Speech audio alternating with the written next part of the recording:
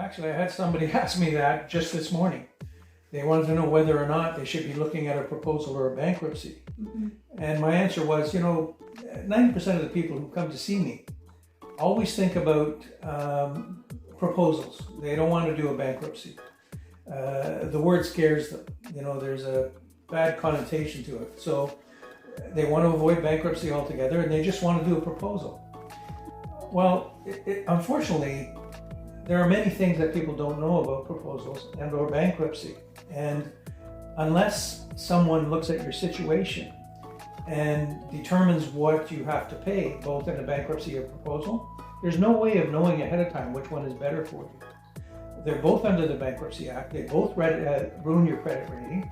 And in fact, a consumer proposal can stay on your credit record longer than a bankruptcy. Really? Yeah, so to give you an idea, a consumer proposal stays on your credit record for 3 years after your date of last payment. And most consumer proposals are for 5 years. So that's a total of 8 years. In a bankruptcy, a first time filing, your bankruptcy lasts for 9 months, assuming you don't have any surplus income. Once the 9 months is over, it stays on your credit record for 6 years. So that's 6 years and 9 months versus 8 years in a proposal. So it actually can be longer on your credit record.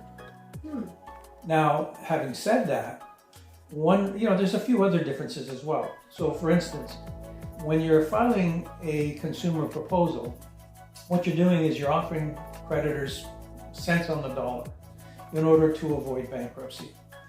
So this was originally meant for professionals whose licenses were affected by bankruptcy or who could no longer earn a living while they were an undischarged bankrupt, which wasn't fair. They should be able to earn a living like anybody else.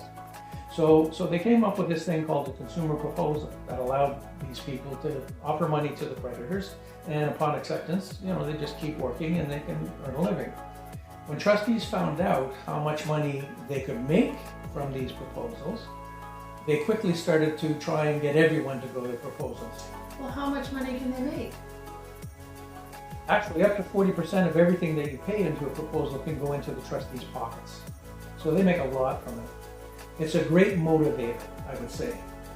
Now, having said all of this, what you have to do is you have to forget about the word bankruptcy and about the word proposal.